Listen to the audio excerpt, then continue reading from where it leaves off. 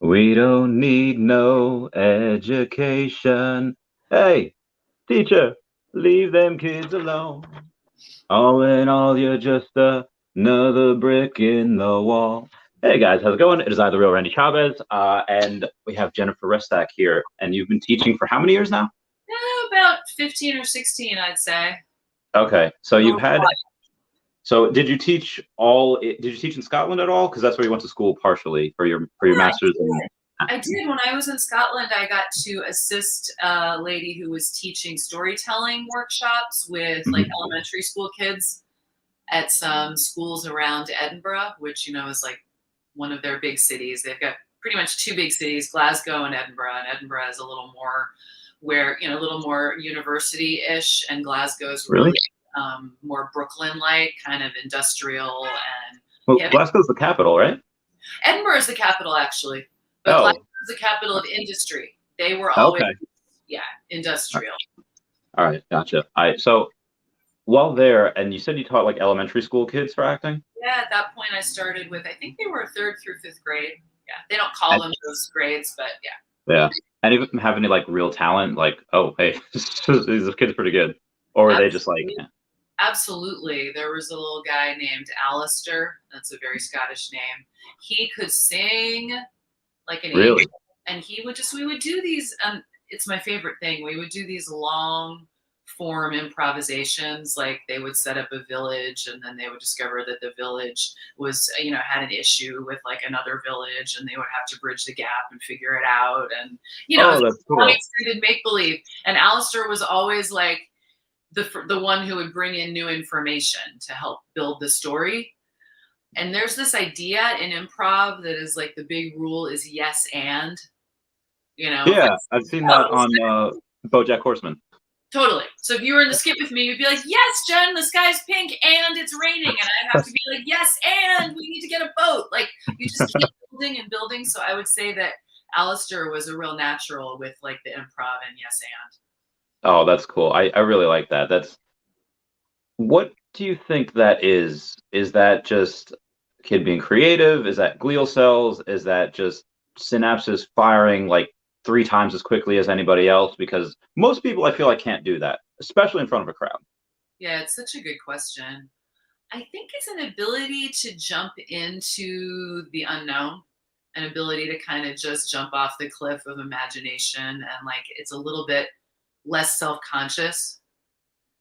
And that's an amazing capacity that I think third to fifth graders have. So we're talking like 7 to 10 years old, Yeah. arguably even like early it's so like adolescence is starting so early now, like all the hormones and milk and eggs and everything. But before age 12 even, it's like they're less self-conscious. I teach adolescents now and it's like everything has to go through the filter of their very fragile egos, whereas like sorry, there's something going on. I'm on 15th Street, there's something going on outside. It might be like this. Yeah.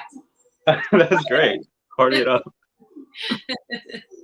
Oh, but that's really cool that you're able to see that and you saw some talent in them. Did any of your students go on to actually be like actors? Yes. Yeah, there was one who I can't remember the name of it right now, but it was one of the ones on the WB like 10 years ago that was Oh, about the Greek system. There was a girl named Dilshad who was in that show, and I had worked with her in and a workshop. Yeah. that was one of your, oh, nice. It's really fun to see students move on big time. Yeah, that must be such a cool feeling. Like I can't wait for a bunch of my friends in here just asking about OMI and asking about other stuff. It's a bunch of the finance that I do, and a bunch of them that have never had, let's say even five figures in a bank account, like $10,000, and they have just a little bit of this OMI, and then it'll, in my opinion, not financial advice, guys, uh, really, really like go up a lot, and they'll be the first ones in their family to really get a lot of money. So Great. I can't wait for that feeling. I can't wait to see kind of what you It's did. super empowering, and it's a metaphor too. It's like money in the bank, and it's also money in your own bank of like self-worth and self-belief. Oh, that's a good point. That's That's what it a is. that's what the best educators try to do. It's like really help the student find their own inner voice, you know? Yeah. And Yeah. you did a pretty big switch. You went from teaching acting in Scotland for like, elementary school kids to you went right to teaching adolescents in high school?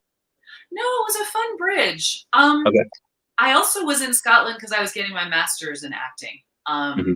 And, I've taken a bunch of classes all around New York my whole life, HB Studios, the Actors Center, Michael Howard, a couple of private coaches. I love it. And, but the NYU Juilliard track is tough. And, I gave it 2 rounds and I was like, I don't want to put my life off any longer. Yeah. And my boyfriend at the time was Scottish and a drummer. In fact, he's still over there playing in some jazz bands and Oh, writing cool. music. Yeah, we're still in touch. We're not together anymore, but we're still in touch. I adore him. And he was like, you know what, Jen, there's some really good acting programs over here. So I went to the Royal Conservatoire of Scotland, which is in Glasgow, the more industrial city. And that's what got me teaching the kids while I was taking classes and performing. And, you can't stay abroad forever. I stayed a year and a half. And also I did miss New York. So when I got back here, I pretty much packed up my bag of tricks and sold it to some private and public schools around New York. I was an after school teacher, a Okay. workshop facilitator, and just, wrote my own ticket for a while. It was amazing. I was living Sounds great. it was so fun. I was living in a rent stabilized apartment. I didn't need much. You know what I mean? It was like, as long as I That's a came, dream. it was super fun. Yeah, I taught at City and Country, Sacred Heart, IS 89, a school in Queens. Yeah, it was sort of like have a bag of tricks, we'll travel. It was awesome. Oh, that is so cool. What's the difference between rent controlled and rent stable? Is it kind of like the same thing, just different names? Or is there like oh no, big difference? I think it's about the percentage that they're allowed to go up. Like Yeah. what? Because I want to, like, it was 2% every couple of years. It's like always sign a 2-year lease, right? Yeah, That's amazing. it was amazing. It Oh was, my God. yeah. Did you, how hard was that to give up? Because I would have stayed forever. Randy, I stayed forever. So, long story short, while I was in New York doing those drama workshops, I was like, you know what? I kind of want the autonomy. I want to kick this classroom teacher out of my classroom. Because basically, I wasn't allowed to have a class of students without a certified teacher in there. It's like a New York law. I guess it's, Oh, okay. they don't want like some rando from the street who says they I, sell drama workshops being weird, you yeah, know. that's a good point. Yeah.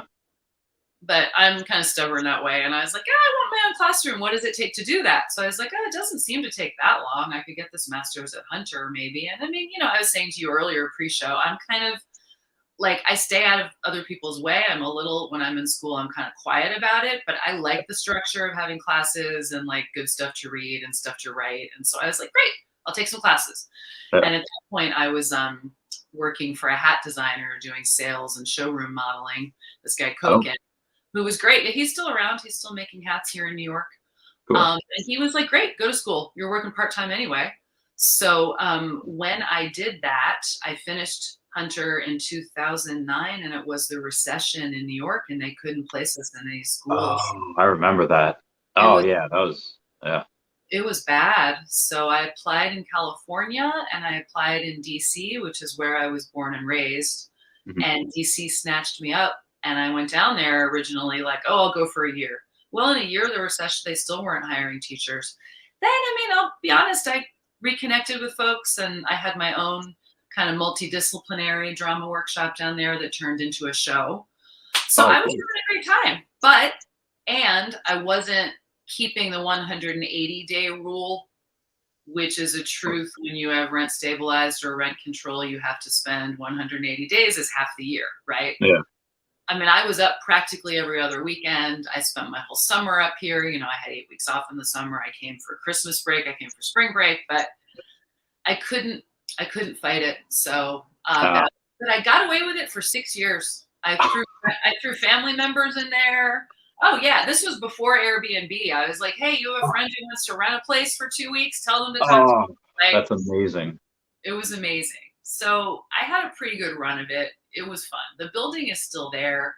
It's literally across the street from the entrance to the Chelsea Hotel. I've still got a couple of Oh, friends who live there. Yeah, it was a oh, great. wow. So I was gonna bring that up later. Like, how could you afford to? Well, I guess because you don't have it anymore. I guess it still has it. How can you? Did you get another rent control place? Because I feel like I don't know if teacher salaries. I don't think they're like huge, and an apartment in Manhattan is like really expensive. Did you happen to get something that's rent controlled? Yeah. It's in a building that most of them are, and this one is very under market. Nice. I How'd you have get it? How'd you I, sneak? I feel like everyone want to go in there. through a mutual friend, through a friend of mine who dated another friend of mine, and he's an actor as well. And he's like one of those friends because I was in DC for a while, but every so often he'd like shout me out over Facebook or Instagram, and we were always kind of like easy back and forth. So when I got my teaching job up here, I was like, hey, I think I'm moving to New York, and he said, "There's movement in my building." But he's like, it's a walk up. It's very old school. Yeah, I've learned because I've been here now 3 weeks. That means slash lucky if anything gets repaired within like a month, but Oh, cheap.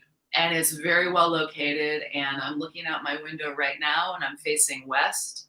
And I look out over, there's this moment right here at West 15th and 8th where the buildings are low. So it's oh, like, man. So you can see right. I can see Oh, right to the sun. It's my dream. It's so amazing. Because good for you. Chelsea was like a bunker. I loved it, but I was in the back of the building and I looked out on another building. So whether it was July or December, I had Yeah. all the mood lights. You couldn't tell whether it was 3 o'clock or noon. Yeah, that dude, good for you. If I could get something like that, I might stay. I'm heading to Florida in said January, but it might be next month. It's getting cold. Um, but I mean, it's Long Island, Massapequa. It's nice, but I don't know. I just hate the cold. It's not my thing. I get What's you. it? I Yeah, really get you. I'm feeling that there's a different quality of cold in New York also because people forget. I mean, Manhattan's an island. You've got this wind coming from both rivers. It's chilly. It gets yeah. cold here, no doubt. So when you were I just said Manhattan's an island, just popped a thought in my head. Where were you for 9/11? Were you in Glasgow still? No, You, I no. was in Chelsea. Oh shit. So Um, what was like? Were you teaching at that point? no, Was it? I was still really young. It was my first years in New York, and I was bopping around auditioning and temping. But I often tempt at Merrill Lynch. I don't really I sort of hate the big banks, but there was this one guy who was a CEO there who was kind of a character, and I liked working for him because he had a great sense of humor and daughters himself and was a little bit of a mentor to me. So he would call the agency and say, like, can I get Jen for a couple of weeks? Oh, So that's cool. I was often at Merrill Lynch that summer preceding 9/11. So I get out of the shower that morning, like 8:15. Well, no, it couldn't have been 8:15. It must have been quarter to nine. 53, right? Yeah. One of Yeah. those ones. I was answering machines then. It's like buzzing frantically. I've got 16 messages in the past 20 minutes. What the hell? So I hit play. Yeah. It's my mom, like, where the hell are you? 58 times. And my dad, where the hell are you? Oh, geez. I just didn't happen to have a gig downtown that day. Yeah. Yeah. That must. So where did you go? Did you just stay put, or did you try to get off the island? Did you try to get somewhere else? I know you couldn't at some point, but Yeah, no, I'll confess, it's weird. I turned on New York 1 and the second plane had just happened. I had a paycheck and I had almost a negative balance in my bank account, I remember, and it's crazy. I must have been in denial, but I just got this, like, you got to go to the bank, you got to go to the bank, you got to go to the bank. So that was the chase on 23rd and 6th Avenue. And I step outside the building and there is just silence. I lived on 23rd between 7th and 8th. There was always, yeah. it was this eerie silence. I walked to the corner of 23rd and 6th, and there were hundreds of people just standing silently watching the building burn. Um, That must have been a heavy silence. Like, oh yeah, geez. yeah. Uh, So I turned around and I'd be at a trek north. I had family friends on West End and something, West End and 74th, I think it is. yeah. And you may have heard people describe this, but there was like a rush hour, a pedestrian rush hour, just hordes of people in silence walking north. So I became one of them, and I made it up to the Upper West Side to this family. So, my second family, and we hunkered down, and that's kind of that. Yeah, I'm very Damn. fortunate. I didn't mean to get that heavy real quick. I was like, oh, I wonder where. But oh man, thanks for sharing. That's, Yeah, geez. thank you. I was still in school. They had so weird. My teacher at the time, Miss Leung, so I remember her name. She was from China. Like she never, like she wasn't born here. Like she was from China, immigrated here maybe like 20 years prior or something. And when she got the order from like the principal saying like, "Hey, don't talk to the kids about this. Don't like, do anything about it," she automatically was like, "No, like I have tenure. That is censorship. I know where that leads." And she went right down to the library, got us one of those carts with the TV on it, and it's like, "This is what's happening. They don't want you to let you know that this is happening, but you guys deserve to know." And I didn't realize how big of a thing that was. Yeah, yes, and that's why I remember her name. So I didn't realize how big of a deal like that action that she did was until like years later. I was like, oh wow. I I really naively didn't realize that it was being censored, but of course it probably was with young people. It Yeah, shouldn't be, but I think it would. I mean, nobody knew what was happening. yeah, yeah. That was it was every like I think like 3 or 4 minutes, so it'd come up on the loudspeaker because they only had at the time they didn't have the I guess technology to go through one hey, put an announcement on in this classroom versus this classroom. It Oh, was right. just over the whole school. So every like couple of minutes, kids were being sent down to the office because parents were picking them up. Again, this is in Long Island. It was like 30 miles, 40, no, however long away from the city.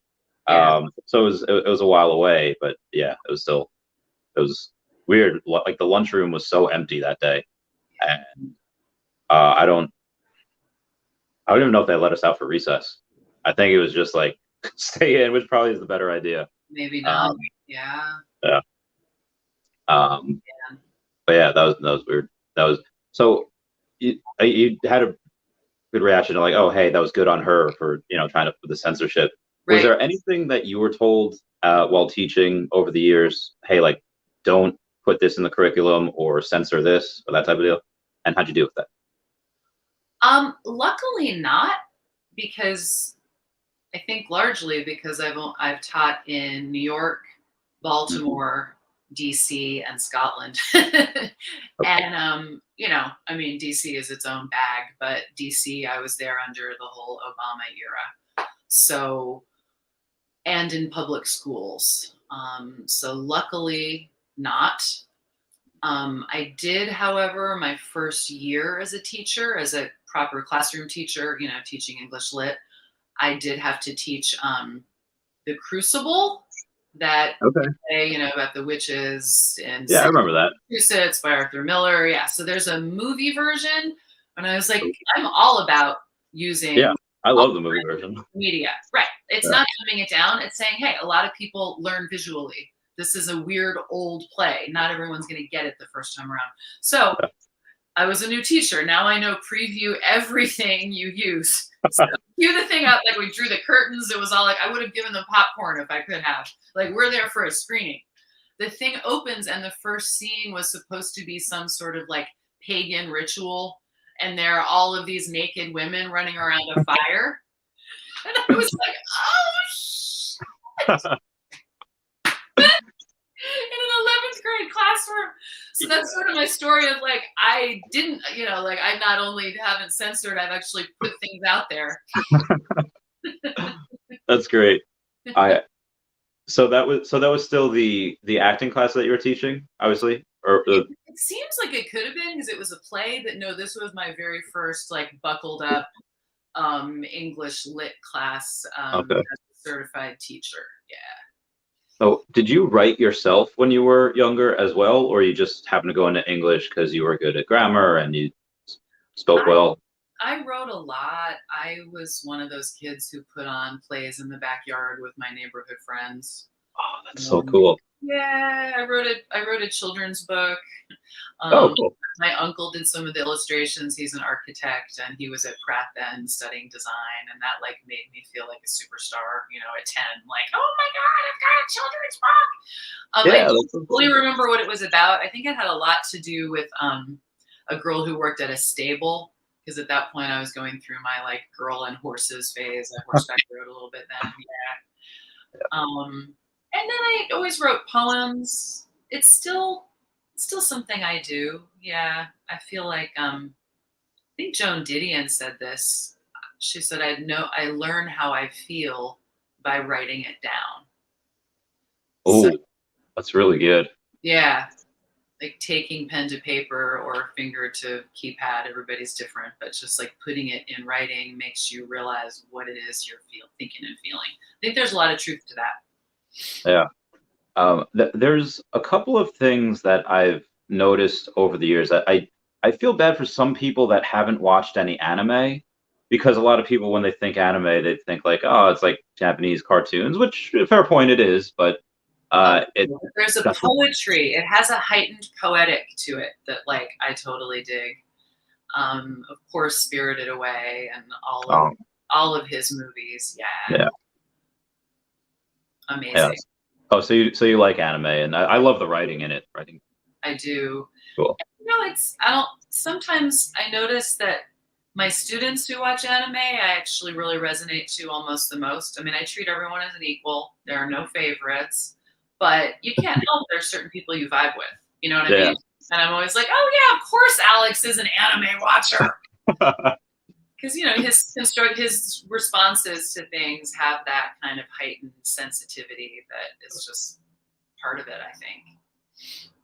Did you have a favorite one or currently that's on like an Attack on Titan or My Hero Academia, or was it more like the Miyazaki, the My Neighbor Totoro type of stuff? It was more the Miyazaki. It's a little more of the mainstream. Although an ex-boyfriend had me watch Vampire D.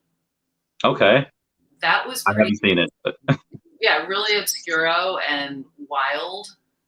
Um, yeah, and I would love if we've got folks who want to like make suggestions. I'm all about kind of getting more. uh, I mean, I guess it would be well if you like the arts. I'm trying to think. Do you like adventure, like Lord of the Rings type stuff? Do you like horror? Like, I kind of like the more simple psychological stuff. That's what I liked about Spirited Away was its simplicity. It just okay, starts out as this very simple story, and then it's almost Alice in Wonderland-esque. All these doors open, and it goes all these amazing places. you would like Fruits Basket. Okay.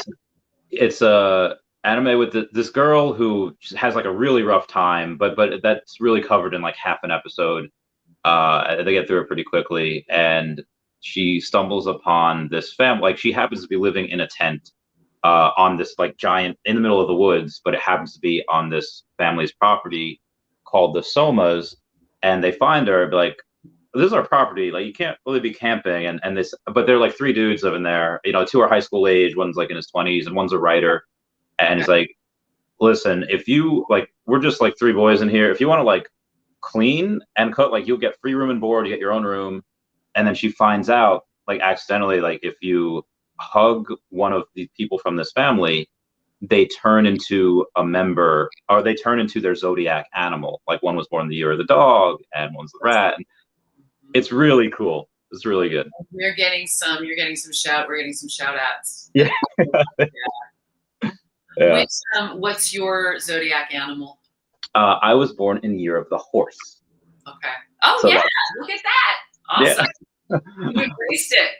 I did because of that show. That was my second tattoo. So I was really young. I was really, just enthralled with it. Um, so I really enjoyed that. What about you? What's your zodiac animal? The boar.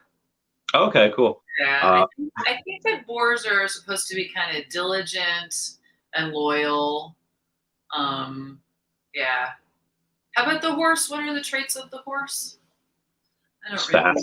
fast. I'm trying to how they represented it in the show or in the manga, or I guess both, is just this girl Rin's kind of easily startled, and she's like the epitome of teen angst. And I had, when I first read the series, I was like 14, 15, so I really identified with that, probably a little more than I should have. And now looking back on it, it's like it's still fun. It's still a, a decent, good expression. Oh, I guess horses are friendly and generous. I will take that. Nice. That's fun. Those are good traits. Yeah. So I guess this is a similar question to what I had before when you were teaching in Scotland with kids. But were you, over the years, have you seen someone just come in with a writing assignment that just blows you away? It's like, you need to do. Oh, tell me about that. I'm so curious. It's recent.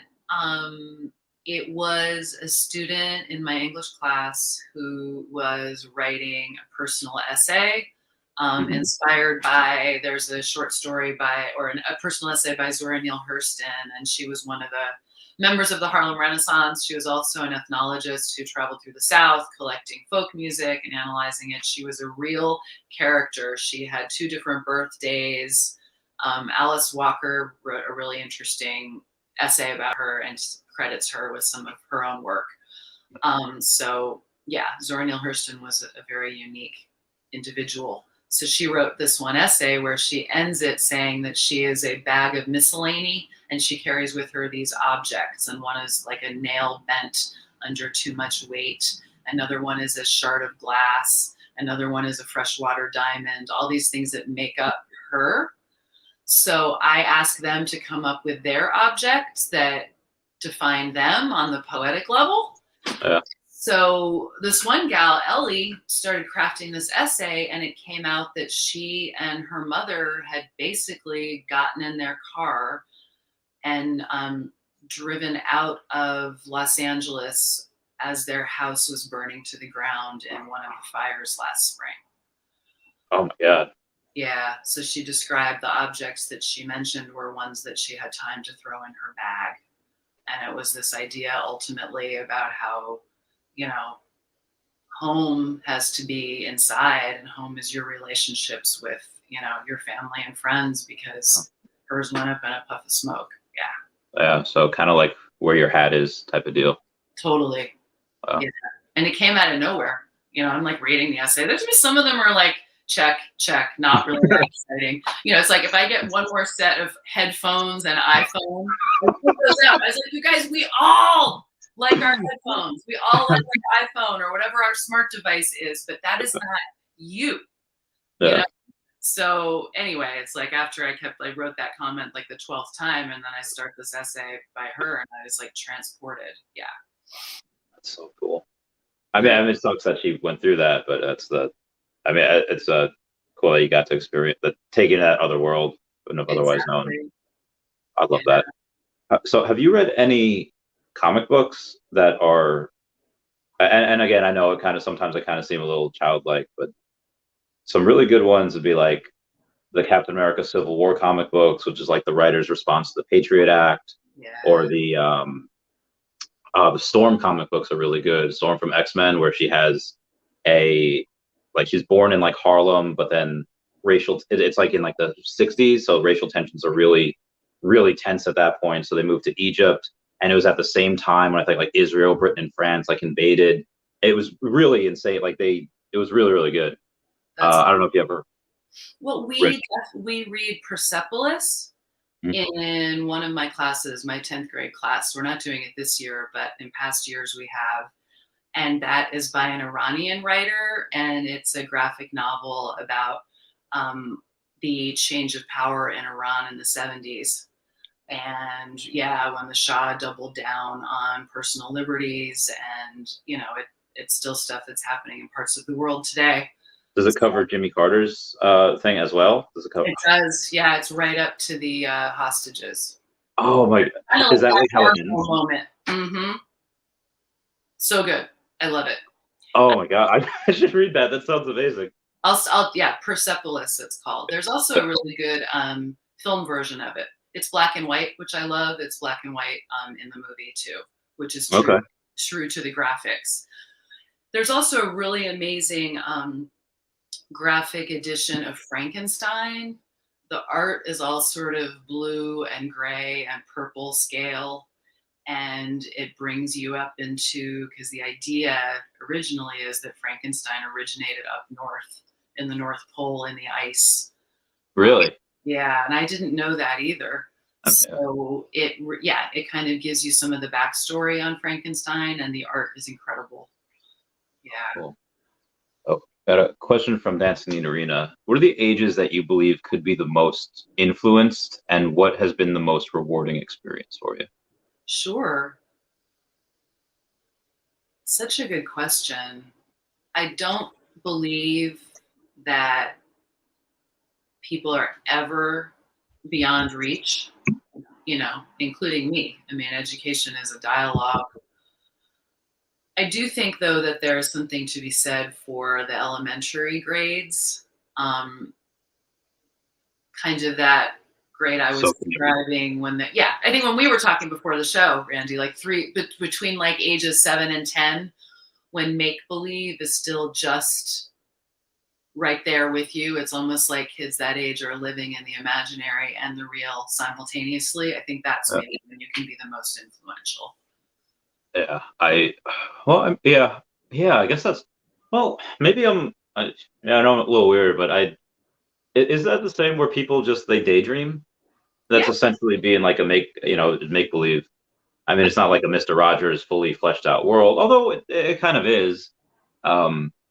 And then I guess, what was the most rewarding experience you had? I know. I love that question. I think I have so many, luckily. But I think probably getting so immersed in an extended improvisation with the students that we lose complete track of time. We create our own world, and we become different characters and interact with each other. And then, the timer or the bell goes off and it's like, whoa, we have to do like some coming back. I have a coming back ritual. I have a takeoff and a comeback ritual. So then we get involved in that so that I send them out into the world, able to look both ways before they cross the street. That's good. When you were acting, what was your favorite type of character to play? Villains. Really? Yeah. Okay. Is that because that's like kind of total opposite of you, like it seems? Because there's like, you got a couple of agendas going, right? Like a good villain, at least in my opinion, isn't all, they don't give it away. Yeah. I like to, I played, it was really fun. It was at the Edinburgh Fringe Festival. I acted in the world premiere of Paulo Coelho's book, The Alchemist. Maybe some of us have read that. It's about a young boy who basically does the walk through Mecca, and that becomes his personal transformation. But it takes a little while. His first stop is he ends up in the port of Tangier in Morocco and gets hustled by this street hustler. And in the book, it's a guy, but we rewrote it so that it was me. And yeah, it was the whole thing. I had, we decided to do it. I wore a cocktail dress and I had, a long cigarette, and it was more like a Monte Carlo kind of like, come to the casino. But yeah, I sitting down. It was so fun. And then my henchmen got to come out. I had this whistle. I whistled, and then they came out behind me, one on either like shoulder, and it was a ball. Oh, that's so cool. All right. That makes sense. I love villains also, especially now, as I feel like in like the 90s, early 2000s, they're just, I want to take over the world and just be evil just for the sake of being evil. But have you seen the Avatar: The Last Airbender or Legend of Korra? Those shows? No. No. Legend of Korra does a really good job with the villains, where it's almost not even a villain. They're almost like, well, this is what you could see their side, and some people will actually be sympathetic, be like, no, they have a point. Yeah. And I love that type of stuff right now. I do too. I mean, that's what makes characters the most interesting to me, I think, is when they're complex, Because I mean, people are like that. We're not. We have we contain multitudes. Somebody said that. I don't remember who it is, but we all contain multitudes. Good point.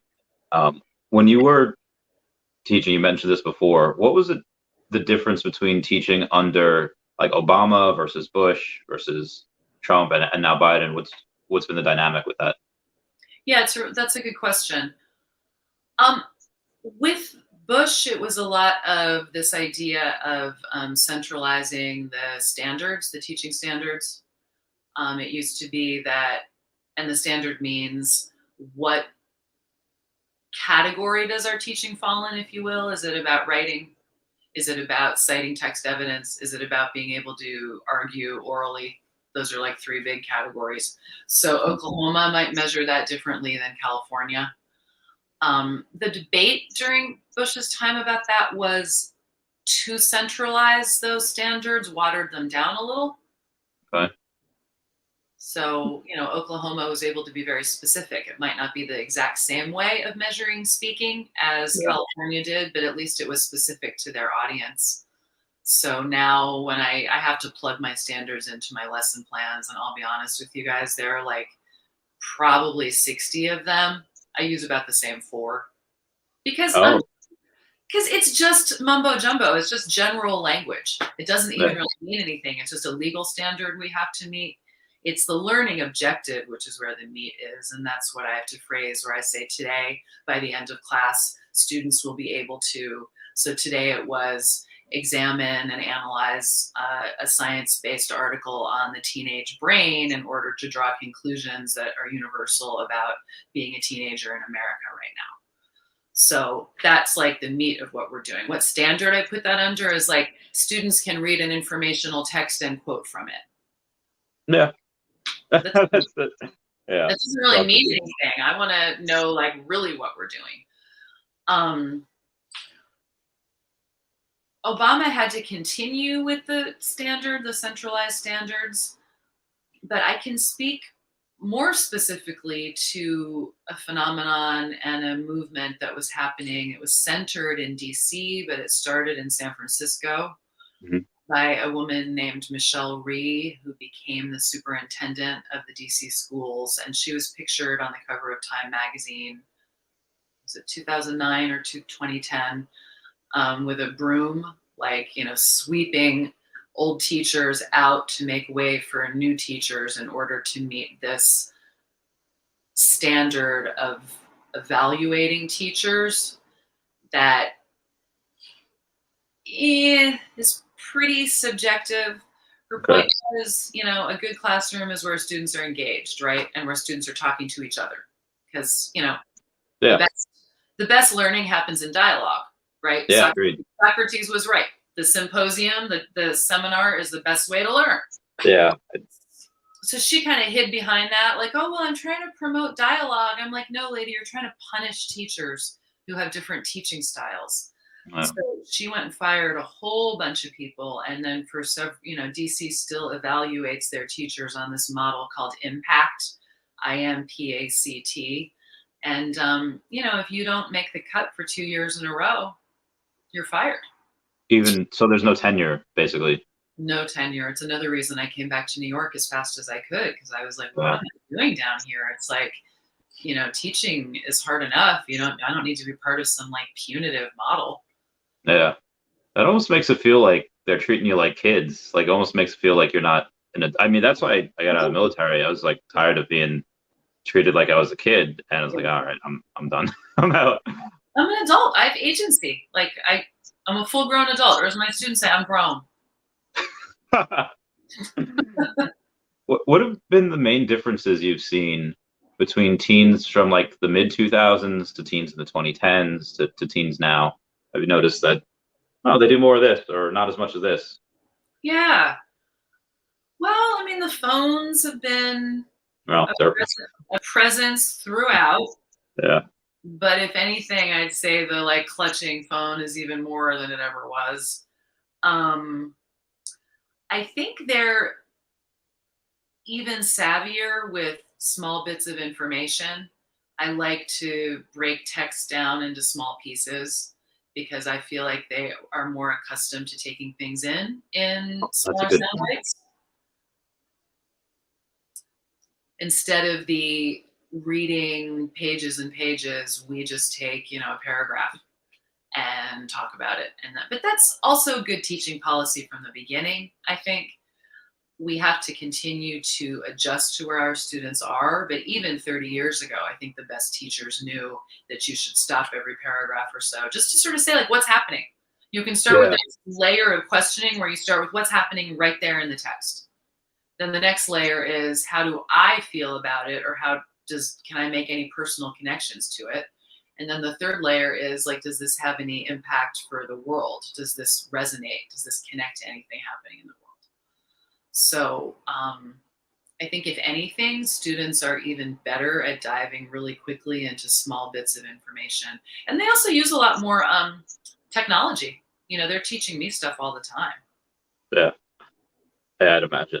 Do you think that sometimes that holds back, I don't want to say smarter people, but do you think that holds back the kids that just be like, can I just like read, like it just enjoying a good book, like, and it could be like Harry Potter, it could be like Slaughterhouse 5, like Yeah, something where you're just both uh really good.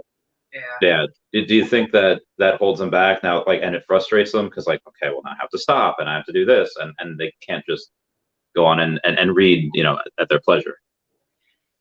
In a really good classroom, there are 6 or 7 different stations of people Oh, doing.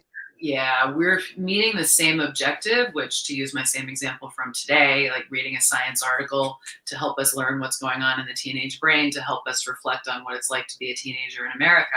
Those yeah. students you describe, after they finished the article and annotated and answered the questions, they would probably go to the novel that they're reading or another article, or maybe by then they'd be creating a poster where they're doing like some kind of public service announcement about, what it's like what the teen brain is doing. So it's kind That's great. of, yeah, there's always, and that's one of the things that's hard about teaching, but there's you got to have about 5 different tracks going at any time, Wow, that's a lot to juggle. because you really can lose those fast, smart ones. Yeah, I would say so. And what's the?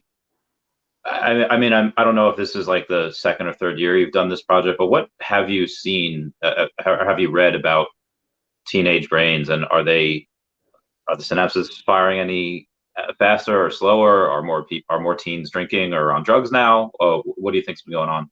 Yeah, it's this is my first year with this particular unit, but we've been doing it for the past 3 weeks. So a couple of the things that I've learned is the risk and reward center of the brain in the teenager, they say, is shouting 5 times as loudly as it is in that region of the brain of a child before the age of 13 or an adult after the age of 19.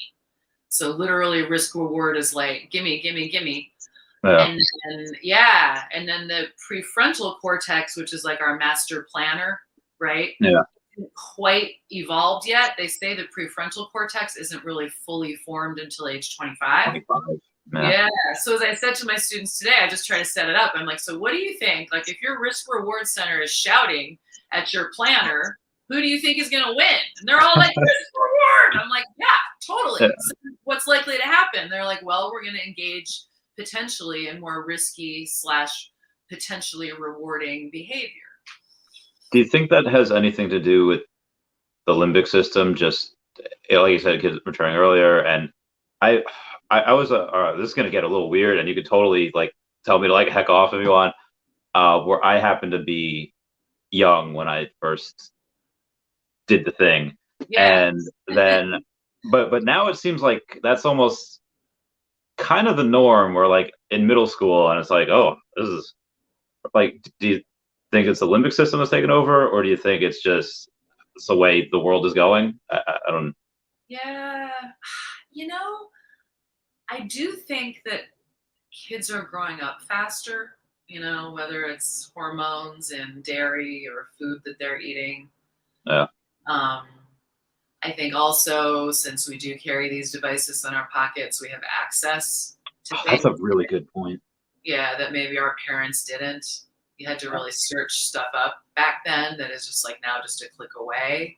Yeah, now it's also easier access to both women and men, and it's you don't have to just you're not just in your small podunk town. You can go to the next town over, and there's Uber, and there's yeah. Yeah, and the good side of that is if you're someone in a small town who is unique and feels like you don't fit in, you're either questioning your gender or whom you love and how you love them. You can, I think, find a community much, much more easily. And that to me is a lifesaver. So it's almost like you got to balance the two. Yeah, they're definitely in middle school acting like adults a lot faster, but they can also, I think, find people like them. That's really good. That like you said, that's a lifesaver, because if you don't have anyone that's like you and you think you're just, a lot of teens, a lot of teens, they kill themselves, especially the ones that are that LGBTQI plus community. Very much. So, well, I think New York City and DC are probably mostly liberal places for schooling, but have you ever taught in any places that were just like, we're like Bible Belt, like this is what we teach down here? No. Like dinosaurs aren't real, read the Bible? Yeah. I don't think they'd hire me, but I am an actor. I should try to infiltrate. That'd be great. Yeah. That'd be fun. Go for an interview and get a job down there for like a semester. I wouldn't be able to live on it, because also you guys realize when you leave New York or DC, teachers are paid a pittance. Yeah, I think New Jersey's pretty good with their salaries for teachers, but yeah, I know that it's. And I think for New York, Long Island is the best, actually. Yeah, my friend Jen, his other friend Jen, she's a librarian now, but it's like, I forget where she teaches, like Jericho or Huntington or something, where every like couple of credits above her master's is like an extra like couple $1,000s like per year. So they're just banking money. And I was like, oh my God, like she's had like the best time the last 20 years. That's awesome. Because when she had just started, she's like in her early mid-20s, and then that's when this like big teacher revolution came out. All the old ones moving out, and they just partied on weekends, and they just started stacking money. It's like, oh my God. Well, they do incentivize getting more education. That's for sure. And I think that's good. I mean, teachers need to be able to be students, right? You got to go to school. That's a good point. Yeah. So, what was your favorite time at school? Was it in Scotland? Was it in the States? It was 5th grade. Really? Oh, is that when your friends were putting on shows in the backyard? Yeah, it was 5th grade at Annunciation Catholic school in DC, where it was a small little school. In fact, I mean, it probably wasn't so progressive, but we were the incredible 5th grade. We just all knew it. It was just this kind of bonded class of 20. I can't even really describe it. Birthday parties were entire blowouts. Everyone was invited. My mom packed 15 people into our 4-door car. We had to go to the pool. I mean, it was back in the day. It was like no seatbelts, just pack it in. And so she opened the door to go to the pool, and my friend Mark fell out because he was in the floor well. Like we were all just crammed in like sardines. Yeah. Some of us are still in touch. So yeah, I think that's just because we were really unified as a class. But I also give Miss Kaufman a lot of credit. She was an Orioles fan from Baltimore and would tell us about, her childhood and, reminded us that school was about us, not about pleasing teachers. Yeah. And we also had an amazing librarian named Mrs. Wolf, who would read to us and get us excited about books. It was just a fun moment. The school is still there. When I go home, I drive by and always kind of send it. Cool. Yeah. So I know like it would really help if some teachers had tenure down in DC, because then they wouldn't have to worry about pleasing every 2 years. But on the opposite side of that, do you think that sometimes, I know I can name at least one teacher in my high school that tenure did a disservice to all the kids because just couldn't teach. Like they probably couldn't teach for like 20 years. Did not learn anything in my 11th grade English class, wherever that was. Oh my God, that's like the most important year, arguably. 11th grade is like an important year. So I'm Yeah. sorry to hear that. That sucks. So do you think that tenure should have to be re-earned again, maybe every like 5 years, have someone sit in on the class? Because Maybe especially so. after a I certain mean, age. here's the story that I learned. Teaching reflects you back at you. It really does. Any kind of pet peeves I have, things that make me impatient, get under my skin, if I project that, it comes right back. And it's really an opportunity to level up and evolve as a person. That's good. As such, teachers need breaks. I don't think this makes me sad a little bit, but I don't think it really is a lifelong career for many people Wow. because it does require that ability to know when you need to step away. So That's hard. it's hard because also teachers get used to the perks. I mean, salaries aren't super high, but you've got like, gold-plated Summer's health off. care. Right. Some are off, a pension plan.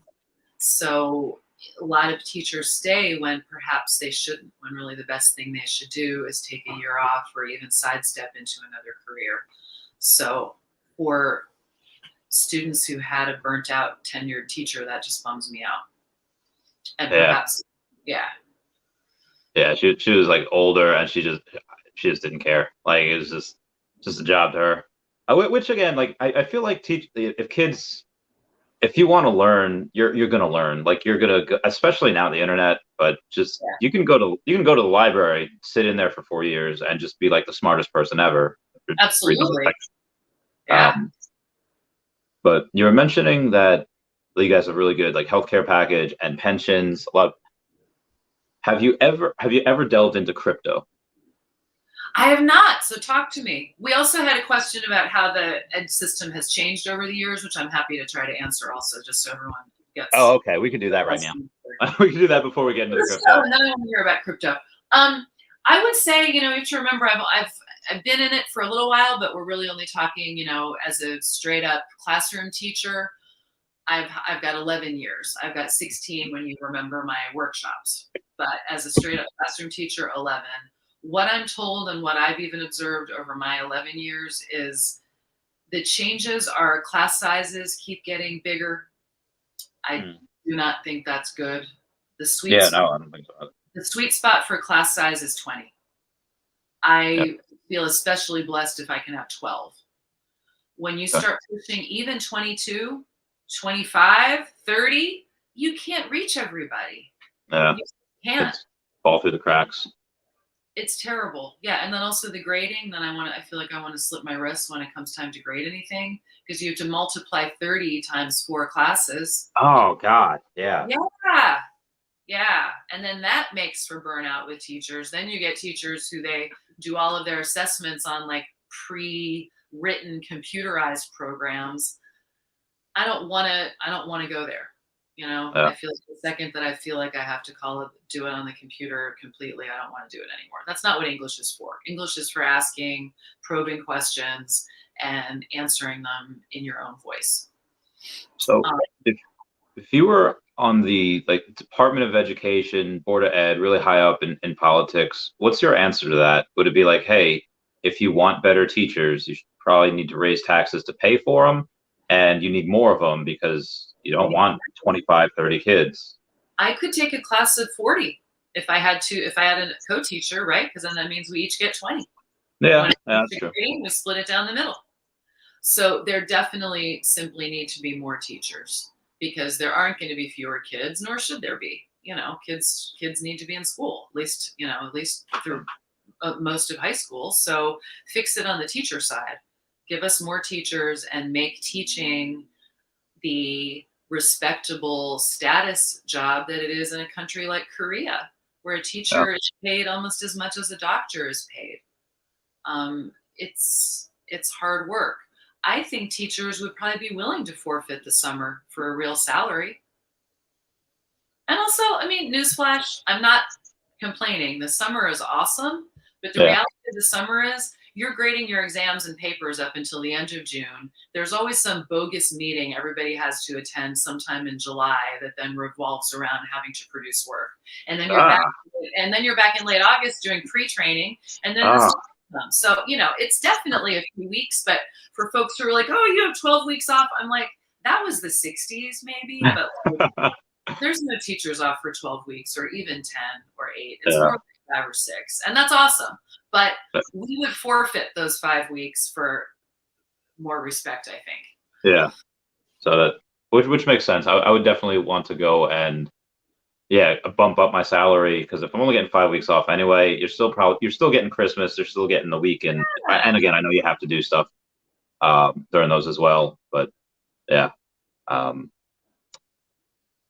So that, and you think that would help? So more teachers, but I don't know what you think about in the last like year or two, the birth rate has declined, or it's not, yeah.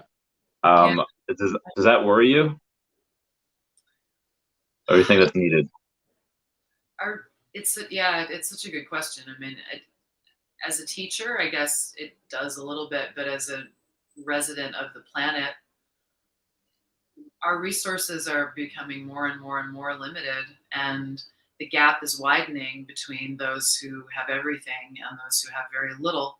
So until we can figure out how to bridge that gap and make being a person easier. So I agree that the gap between the 1% and everybody else is widening, and there's a lot of political strife about that. Yeah. But I also think what I've seen is that I haven't really lived a lavish lifestyle yet. Right. I've been Yeah, around the stuff, but yeah, not crazy. Yeah, I don't have 3 cars or but I've been around the same class, like lower middle class, for most of my life, and that hasn't changed. The 1% has gotten a lot of money, but what I do know is that life is a lot better now than it was 20 years ago. And I think that's because, yes, there's a rise in inequality, but I also think that rising tide raises all ships, where I have really good internet, I have really good TV. Like, I don't want to say TV, I mean Netflix and the options for that. Or this, the ability to do this is great. I love this. No, it's true. I love what you're saying. To me, maybe one word that could sum it up is access. We have access to each other and information and cross-cultural dialogue that nobody had before. So that is a big win. And I think also, hopefully it will come to pass, but I think we're going to be expanding, broadband and Wi-Fi access throughout the country now with this new plan. So here's hoping. Okay. Yeah. And even if I'm still very hopeful, because even if that doesn't happen, you have other people wanting to give the world internet, like Mark Zuckerberg or Elon Musk. Although Mark Zuckerberg, I don't know if he's doing it anymore since his satellite exploded, but definitely Elon Musk. There's laugh, but yeah. Shucks, my satellite exploded. Yeah. So yeah, I think I'm very, very bullish on the world. I'm really excited to see where it goes, because I think the World Health Organization in like 2000 had a plan of having the absolute poverty level by 2015, and they did it by 2013. So I really, and I don't know where it's gone since then, but I imagine it's gotten better. And I get it. For every positive thing, you probably find a bunch of negative things. But I do agree with what you're saying, and I think it's important to remember that we do have access and ability to make change now that we might not have had before. We just got to get out of this pandemic. It's like, I looked at this headline, it was in the paper yesterday. I mean, the drug overdoses this past year were 10 times. I imagine. I mean, you have people being told to stay home, and this is a small amount of people that are, with their abusers, and people with, like there's nothing else to do. Like, what happens to kids in towns with nothing to do? Well, you have a, big pandemic, you have a big problem. Right. We can step out into New York and find something to do, but not everywhere. Yeah. I think internet helps with that, but yeah, there's a lot of new drugs, I mean, pharmaceutical drugs that just kids get all of, oh, this is what you can do with that, and Yeah, yeah, it's really weird. it It's is. a really weird time. Yeah. But hopefully with some more. Well, here's the thing: I was not talk about crypto, and I will in a second. But Yeah. I think that sometimes. I said I'm game. Oh, okay. I think that sometimes where I, after I got out of the military, I was like, I kind of I've had issues with alcohol. Um, Yeah. and yeah. Oh, okay. Uh-huh. So when I started making money, suddenly I can afford some really good alcohol, and I could, and it just, I feel like money is, there's a bit of a learning curve to it, Hmm. and because if you have an addiction, well, you're probably fine as long as you don't have a lot of money, because then you can't feed your addiction.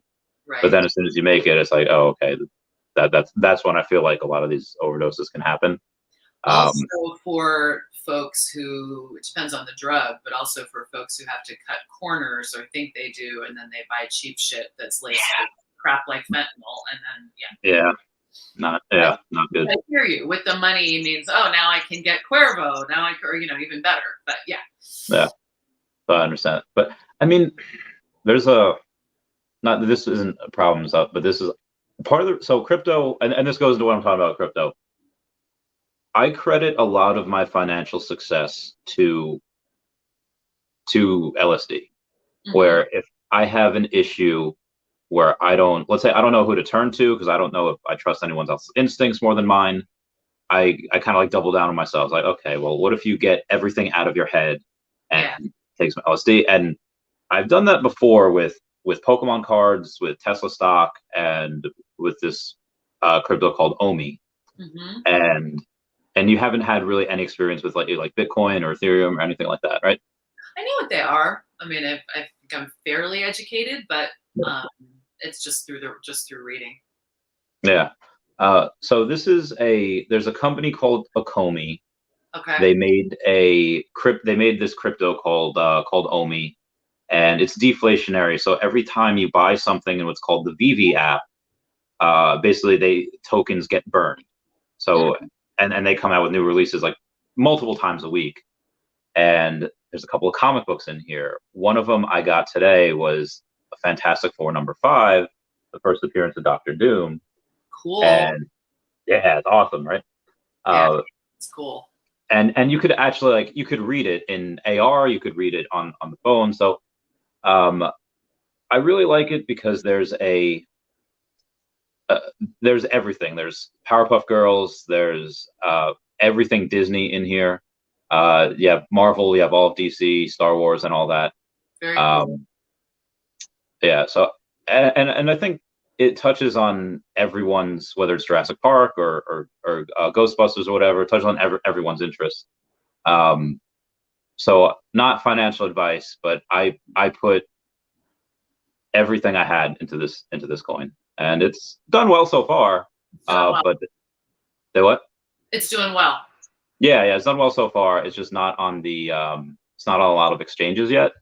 Hmm. Um, what type of finances do you get with your pension? Is it like they match your 401k up to like? Yeah, Uh, we get I mean, we have to put into it. It's basically they take 9% of our gross and put it away. yeah. I do have access to a small pot of money in about 6 months since I've switched school districts. Yeah. Yeah, so yeah, there's some. In fact, I have been talking to some folks at TIA Cref. There's some potential for me to do some investing in the not so Oh, distant cool. future. Yeah. So what would you do? Would you still, if you, again, I don't know how much, let's say you put in, let's say 10 grand, and let's Um, say next year you have like in 6 months from now, oh, hey, now I have 100 grand. I know that's definitely not enough money to retire on or anything. What amount of money would it take for you to say, I don't need to work anymore? And what would you do? ooh, I don't know how much money it would take, but I do know what I would do. What would you do? I would I would make films and produce plays. Okay. Yeah. And have a dedicated space to do that. I'd have a performance rehearsal space, and then I'd invest in some good equipment for film. And I would travel. I'd probably keep a little place in New York because this is the center of it all. Yeah. And otherwise, just sort of be an itinerant. Yeah. So I guess to do that, like moving backwards, but it's just so weird because it's like a million isn't anything anymore.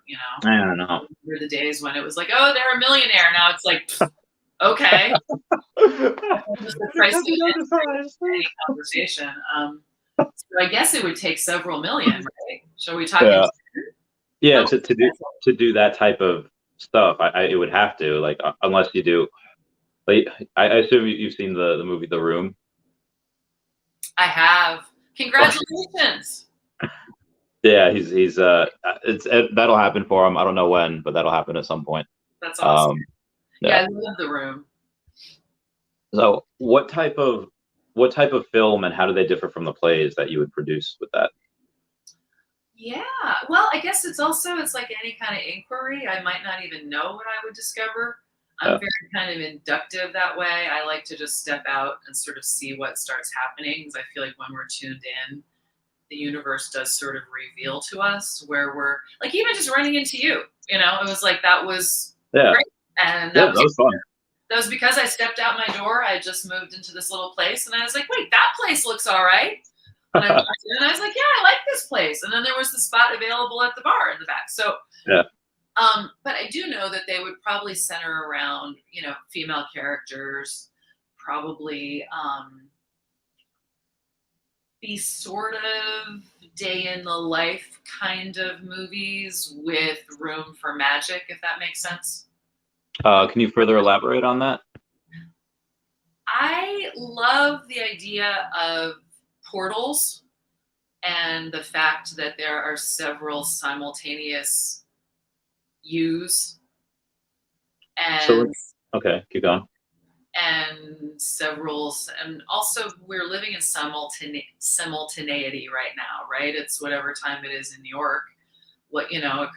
In Los Angeles right now, 3 hours earlier, people are engaged in their business. I mean, we're all multicellular energetic forces tapped into this thing called life simultaneously. So I would like to drop into some of those portals to see where I might end up. Oh, okay. So like there's an element of sci-fi, existential adventure. Yeah. I think it's possible to see it. I mean, like let's say there's, I think was Neil deGrasse Tyson or Michio Kaku. Well, one of them. I love him. I love him. He's amazing. I think awesome. Michio Kaku tried to explain string theory and seeing other universes. Like, let's say we're a car, and in that car radio, you turn us into Z100. We're hearing Z100, even though like KJOY 98.3 and 101 FM, they're still all around us, but because we're just tuned into that one different, into that one radio station, that's all we see. But what happens if you tune us into another station? I don't know how to get there. Maybe LSD, maybe mushrooms. Like, have you had any experiences with that, like on mushrooms and seeing like a panther or seeing like different universes? I've seen different galaxies on mushrooms. Yeah, I have. I have definitely had transcendent experiences in nature. Mm. So I was once out on Cape Cod with a few friends, and we went out to this one island that just happens at low tide or whatever. And they all were over, drinking, grilling, whatever it was. And I walked over to the other side of the island. I mean, it's only like 50 feet wide, but they were over a dune. Anyway, it was like just ocean and sky. And I had a feeling of I was no longer me.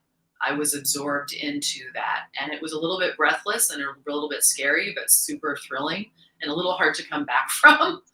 I'd imagine. Yeah. I've also felt that way inside. There was an old church I was in France once. I don't remember the name of it because it wasn't Notre Dame. It was in a small town. Yeah. with the vaulted ceilings. And I understand that's why they built cathedrals that way, was to propel the spirit upward. So I'm kind of like sitting there. And I wasn't thinking that then. I'm just sitting there. I think I was resting my feet. But then it was like this quality of being part of that structure and also sensing life around me, even though there weren't any people. Yeah.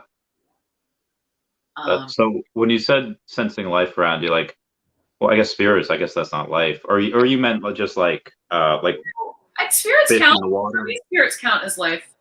I know they could be confusing, but I think they kind of do for me. Yeah. Spirits are alive. They're not Yeah. embodied, but they're alive. Oh, that's a good point. You ever see the there's a someone took a picture of the giant like iPad that's in a Tesla. They were like visiting like their dad's grave, and they're inside, they're about to get out the car, but the car has like sensors to detect like animals or kids or people, Yeah. and it saw a person that was like 5 feet away from them, and there was like no one there. So Yeah. maybe like the car can detect that particular spirit. Did you find any weird hauntings or stuff that were in France or that were in Europe while you were there? Yeah, when I was a little girl, we stayed in a little town called Wincanton down Hmm. in, I don't know, South England. And we arrived in the night in a storm. So I know it has all those elements. The next morning, I woke up and sensed a presence at the end of my bed. Not a mean one, but it was startling. I didn't see them, I felt them. So there's a lady who lives on the grounds. She was sort of like the grounds woman or whatever. It was a Yeah. fancy trip. It's a long story. It was when my dad was doing really well and doing some research for something, and it was all there. We were. I talked to her, and I remember as night, I was like, "Is the house haunted?" She's like, "Yeah." Oh, so did she say like that people see this person, or did she say that just books fly off the wall randomly? Mm-mm. She just said, "Yeah," like that, and then we kind of. She's English, so then we talked around it again for a little while. She did like a verbal lap because the English don't really like to get into stuff. So then we came back, and then she's like, "How did you know?" And I just told her what I told you, and she said, "Well, they're." I can't try to remember like her exact words, but she's like, "Well, they're friendly. They're a friendly sort." And I was like, "Okay, all right." But I told my parents, they're like, "You're crazy." I was like, "All right." So yeah, we spent 3 weeks there, and I kind of, yeah, So, got so you stayed there? Oh my God. nobody moved anything of mine or tripped me or anything like that. It was just this thing, and it was every morning at dawn there was a presence in the room. I mean, I guess you're okay, but I would not have stayed there for 3 weeks. Like, no, I'd been like whoever I was with, like, we gotta go, we gotta You bounce. gotta This go. is I know. yeah. Oh my God. Like, my friend, I forget what hotel he stayed at. My friend Mike, who was in his military in like '07 or 20, whenever it was like 10, 15 years ago, whatever. And it was he they they're down there for like they drove for like 12 hours to get down to DC or wherever they had to go because they had to make a couple of stops. And they were really tired. It was late at night. They had something to do in the morning. My one friend, Mike, he just didn't even take off his uniform, just lays in bed. He just goes to bed. Um, his other friend takes the other bed. He's doing whatever, and his Yeah. other friend, like in the morning, saw something out the window, and he said that it was like a clown. And he he said he didn't get like a good look, but he saw like spotted, almost like pajamas things and like a hat, and he Weird. with Weird. what? Yeah. So he says like, "Hey, all right, Mike, grab yourself. We got to go." So like now. So they go and they leave, and I thought that would have been like the cool, interesting part of it. But the other part was that they weren't alone. They had one of their master sergeants and somebody else in the room like next to them, and they had they had said they had seen them getting out of the room, and they saw that only one bed was used, and it was in like the don't ask, don't tell era. I thought Right. that was really funny. They thought that somebody had maybe spent the night with somebody. Yeah. So they went to ask them like, hey, can we get like they went to ask Sergeant, can we get like the security footage or whatever? And it's like, well, why do you want to know that? Because then he brought up the don't ask, don't tell thing, and then they're like, oh, well, we thought we saw a ghost, like a clown ghost outside the window, and then like got yelled at. Like it was just a really God. yeah. That's intense.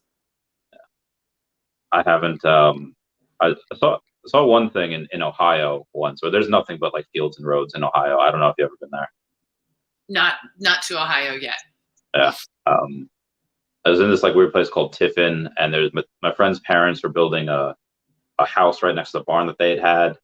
And there's like really one story school. It was almost like a mini castle. It was one story, and whatever element, I guess all the kids from around there, they went to this one school. It might have held like maybe 20 people.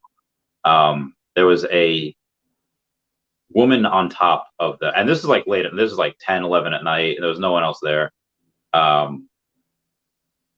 she was like 8 feet tall, and it was like piercing red eyes. She was like floating, and I was never so scared. Like that, and I guess when the English lady said there's fun spirits, like they were friendly, and this one was not. Have you ever encountered like a angry one? Like a demon? Whatever experience you have. Tell me about that. No, not yet. No sleep paralysis? No, I have to. I'm knocking on wood. Oh, I did have sleep paralysis once. It was my freshman year in college, and I thought it was reasonable to give us these gift bags in our dorm rooms that had NyQuil. So, like, we're out drinking. That's what you did, and you could when you're in it. So we're like, I got wasted, and then decided to down the NyQuil. Oh no! Oh, so you robo-tripped. Oh man. I didn't even have a name for it then, but yeah, I just woke up and was like looking down at myself and couldn't move. Yeah. How scary was that? It was scary. I mean, since then, and it's been a few years, I've never taken NyQuil again. Yeah, I don't think I would either. I do Alka-Seltzer Plus. A good call. A good call. Doesn't trip me out. That's good. I know that I'm tripping, that I've chosen to trip, not that I took NyQuil hoping to feel better. Yeah. No, okay. I clearly I love tripping. It's brought me a lot of stuff, but it's made me do a lot of really good decisions. And there's probably the opposite of what normal people do. I feel like normal people like to be really sober, and they like to have a clear mind, and I like to be out. I like to be out in the universe. Yeah, I like losing it sometimes. I think it gives us a perspective. Yeah, that too. What's been your favorite one so far? Down in Barbados in the daytime. The colors, it was the first time I'd ever been to that part of the world. I'd always traveled north, so some friends had a place down there for a month and invited me. Anyway, the colors down there are incredible anyway. It's like dusky pinks and purples and yellows, and I was just inside of a Gauguin painting. I mean, I know he painted in Tahiti, but you get it. It was like that scale of tropical vibration of colors. It was incredible. Sounds great. Yeah. Oh man. And I could see energies. We went to this garden where they had a fresh water stream, and this very older island man whose skin was this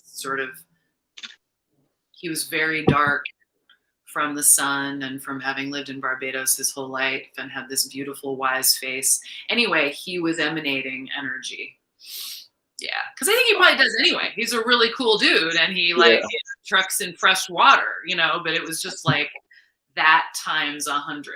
Yeah, it was hard to get me to leave him. I was like, I want to live here. My friends were like, all right, we gotta go. All right, it's good, but oh, that sounds great. I haven't seen that yet. When I took ayahuasca once, but I think I didn't take enough.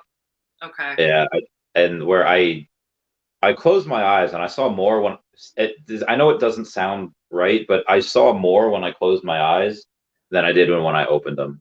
No, it makes sense to me. Yeah, it was really crazy. You got to go to the Rubin Museum. That's what I did when I did ayahuasca. We went to the Rubin Museum, the Tibetan Art Museum here in Chelsea, and just looked at the mandalas. They were moving. Oh, must be great. Yeah. I really did want to take some LSD and go to like the Hayden Planetarium or go to some type of museum like that. That seems fun. Yeah, totally. I wonder if he. I wonder. Sometimes I do get paranoid that people can tell that people. But I get it's New York. It's probably fine. Like it's probably not a huge deal. Have you ever tried a sensory deprivation tank? No, I've been told that I should, and I probably should. Yeah, they're really fun. I haven't done anything like in them, but you don't need to be honest. Like you can trip in there and because it's like you're floating in nothing, like in space. That's what I heard exactly. And is the totality of the silence a little intense? If you have to be at peace with yourself at that moment. I mean, I try to be at peace with myself always, but let's face it, sometimes things can happen to kind of throw your mind a little bit. So that's what I wonder is if I were in one. It would be an exercise, I guess, in all my kind of breathing and meditation work to just make sure that I put myself on the level where I'm going to enjoy it. Yeah, I mean, you could have music in there if you wanted. That would help. I'm a huge, very music oriented, so that'd be good. Yeah. So I mean, I don't know if you'd play like Vivaldi or it's like if you like Slipknot or something, but well, this is different. But I survived my first MRI a few years ago by playing Headhunters by Herbie Hancock. Nice. Between the machine and the kind of like sounds on that album anyway, they were perfect. So I recommend that for anyone who needs to take an MRI. Are you claustrophobic? What'd you say? Are you claustrophobic? Yes. Oh, okay. Yeah. I had one and I think they played the Beatles. I was like, all right, this is cool. I can do it. It helps to have some music because some of that clanking is a little intense. Yeah. Yeah. So I'm sorry, I think I hear. Just have to quickly. You got a cat? Here we go. No, I had. Sorry. Oh no, you're good. You're good.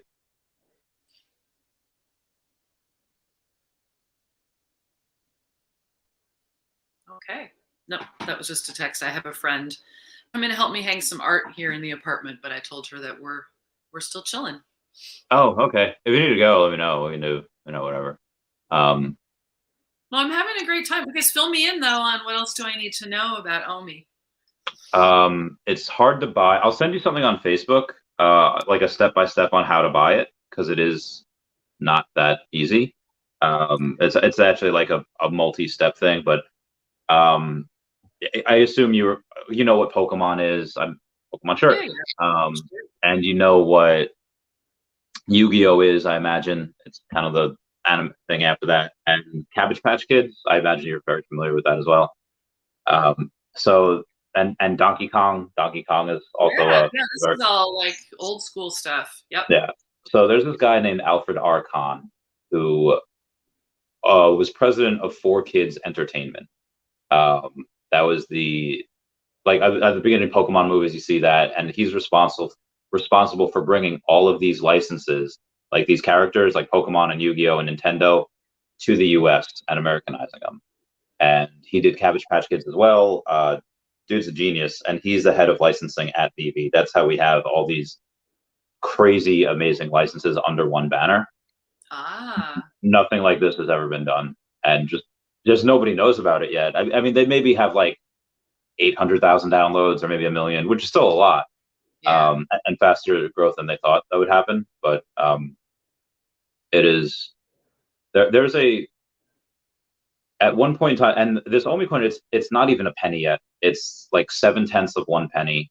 So I bought a bunch of them, as much money as I had, and there is a 95, unless like World War III or aliens, 95% chance that by 2025 that reaches $1. So right now at 7/10 of 1 penny, it would cost maybe like 7,500, between fees and transfer fees and stuff, to get 1 million of these coins. So that's when yeah, when you have some people that go in and they get a couple million or 10 million or 115 million, it's a uh, that's real money. And again, this is not financial advice, guys, but it's this is I was in high risk lending before I did this, and I've never seen anything with better better CEOs, better um, just better people. I met the team recently in this thing called Dragon Con. I don't know if you've ever been to like any. I Or it's called. you went to that. I saw that on your Facebook. Yeah, I'm sorry. It's called Designer Con, not Dragon Con. I'm sorry. But any Comic Con or something like that is really fun. Um, so, and even people in here, dude, Gain and Zane's up over 14K in profit. So, That's awesome. yeah. And I'm good at like three different things. I'm good at determining whether a company is undervalued or not, hand-to-hand combat, and according to Danielle, I'm a pretty decent kisser. But outside of that, like, so those are three very good things to be good at. I think so too. I can't really speak to the third, but I met Danielle. Seems very awesome, so I try. Yeah, yeah, she's pretty fun. So yeah, that's the like when I say I believe in this more than I did Tesla, more than anything. I tell my best friends, tell everyone, and that is financial advice I give to them. Like, guys, just put every spare cent you have in it. It's not one of these meme coins like a Elon Doge or a Saitama Inu or something like that. It's like I said, the head of licensing literally has relationships with all of Nintendo, and they just partner with Disney. So you see, I feel like Disney's fleet of lawyers would not go in and give them the license to their IP, which they're usually very protective of, unless they really check them out. So yeah. Oh, that's yeah. Well, we can talk offline more. That sounds cool. Thank you for the tip. Yeah. Well, I should probably, if you're cool with it, I should probably head out in a few minutes. I've enjoyed this though. This has been super fun. Yeah, these are great. I love what I do. Is now I just have conversations all the time. I just get to talk with really cool people. Like last night was this guy Matt who was he had this really cool idea of taking, I guess, like a call center, and he generates leads of people that are looking to buy houses, and he connects I saw some them. of that last night. He was really articulate, and I thought he was really cool. Yeah, that was a good conversation. Yeah, he's great. He has this and we didn't mention it on screen, but in the Forbes article that they had about him, that he was like homeless at 8 years old, and he like had to grow up really quickly, and that just invigorated this they like just never gonna happen again. Like he sort of like, I'm never gonna be in this position again. And dude's like millionaire. These guys, I mean, you don't get on Forbes magazine or Forbes article without being really successful. And he's 31, so he's I have a bunch of really cool people on here, so hopefully I'll get more. Yeah, hell yeah. But yeah, I'd love to have you on again at some point. Yeah, I'm gonna keep. I mean, I follow you, and I'm gonna keep listening in. Oh. Yeah. Well, thank you, and come. I mean, you're not too far away. Come one night, we'll all hang out again. We'll have a good time. I'd love that. You, me, and Danielle, and Alex, if he's in town. I would love that. I am game. Yeah. All right. All right, everyone. Thank you. Everyone say bye-bye to Jen. Everyone say bye-bye to Dashi. Bye-bye, Dashi. All right. All right, everyone. I'll talk to you all later. All right.